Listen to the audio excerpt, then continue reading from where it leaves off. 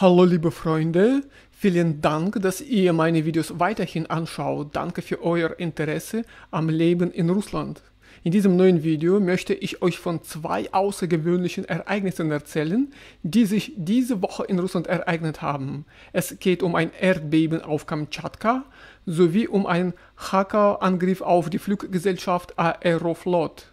Vielleicht habt ihr ja schon von diesen beiden Vorfällen gehört, aber ich möchte trotzdem darüber sprechen für den Fall, dass jemand von euch noch nicht weiß, was passiert ist. Bleibt bitte dran und los geht's! Stärkstes Erdbeben auf Kamtschatka seit 1952, was bisher bekannt ist. Auf der russischen Halbinsel Kamtschatka hat sich das stärkste Erdbeben seit 1952 ereignet, mit einer Magnitude von 8,8. Das Epizentrum lag 149 Kilometer südöstlich von Petropawlowsk-Kamtschatski im Pazifik, in 17 Kilometern Tiefe. Der Hauptstoß traf die Region fast um halb 12 Uhr Ortszeit, gefolgt von mehr als 30 Nachbeben mit einer Stärke von bis zu 5. Der Gouverneur der Region, Wladimir Solodow, sprach von einer ernsten Bewährungsprobe für uns alle. Dank schnellem Handeln konnten jedoch größere Opferzahlen verhindert werden. Laut Behörden gibt es keine großflächigen Zerstörungen, doch eine endgültige Einschätzung soll in den kommenden Tagen erfolgen. Mehrere Kindergärten, Einkaufszentren und die staatliche Universität von Kamtschatka wurden beschädigt.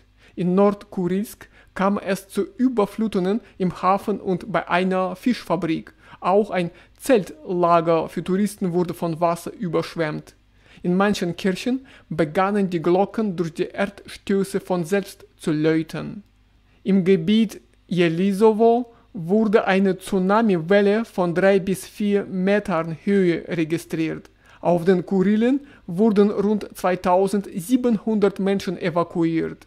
Die Zahl der Notrufe stieg um 50%, meist wegen Panikattacken und Herzbeschwerden. Direkte Verletzungen durch das Beben wurden bisher nicht gemeldet. In Petropawlowsk-Kamtschatski gilt nun der Ausnahmezustand. Gebäude werden geprüft, eine Liste der beschädigten Objekte wird bis zum 31. Juli erstellt. Für Menschen, die Angst haben, in ihre Häuser zurückzukehren, wurden Notunterkünfte eingerichtet. Beeindruckend ist auch, in einem onkologischen Zentrum führten Ärzte eine Operation während des Bebens ohne Unterbrechung weiter. Ein Video davon macht derzeit in sozialen Netzwerken die Runde. Tsunami-Warnungen wurden ebenfalls in Japan, den USA, China und Chile ausgesprochen. In Japan wurden über 2 Millionen Menschen evakuiert. In Kalifornien erreichte eine 50 cm hohe Welle die Küste. Größere Schäden blieben aus. Auf Hawaii wurde eine Evakuierung kurzfristig wieder aufgehoben.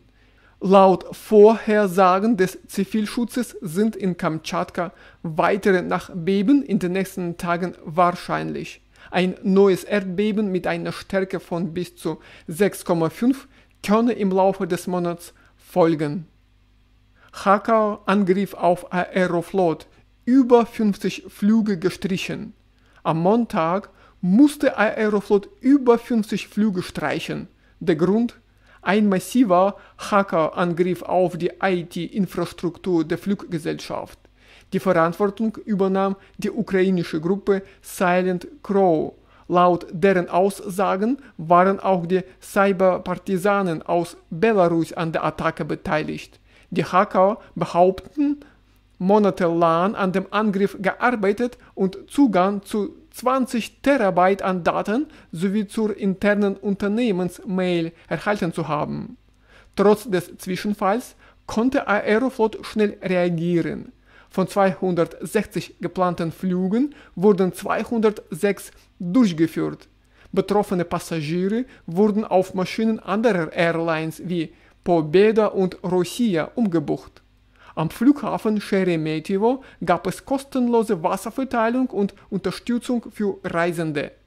Am stärksten betroffen waren Verbindungen nach Astrachan, Jekaterinburg, Kasan, Sotschi, Sankt Petersburg und weitere Städte.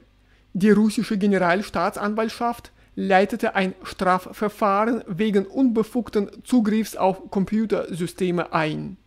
Kreml-Sprecher Dmitri Peskov nannte die Lage besorgniserregend und erinnerte daran, dass Cyberbedrohungen heute eine reale Gefahr für alle großen Dienstleistungsunternehmen darstellen. Fachleute vermuten, dass nicht die Kernsysteme von Aeroflot, sondern digitale Lösungen externer Dienstleister angegriffen wurden, etwa über Phishing-Mails oder bekannte Sicherheitslücken.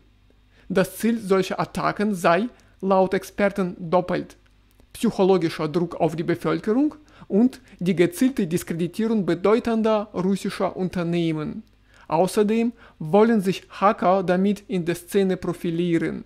Auch wenn der Angriff abgewehrt wurde, bleibt das Risiko weiterer Attacken bestehen. Die Experten betonen, Cybersecurity darf keine Formalität sein. Sie ist ein zentrales Element der nationalen Sicherheit. Unternehmen sollten ihre Sicherheitsstrategien überdenken, die Zahl externer IT-Partner reduzieren und ihre Systeme stärker intern absichern. Die Ermittlungen laufen.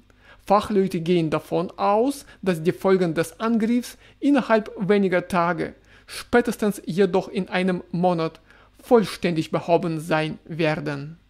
Also, liebe Freunde, vielen Dank, dass ihr dieses Video bis zum Ende angeschaut habt. Ich danke euch für eure Unterstützung und eure freundlichen Kommentare. Ich wünsche euch alles Gute und viel Erfolg bei der Arbeit. Wir sehen uns bald in neuen Videos auf meinem YouTube-Kanal wieder. Auf Wiedersehen und bis bald. Tschüss.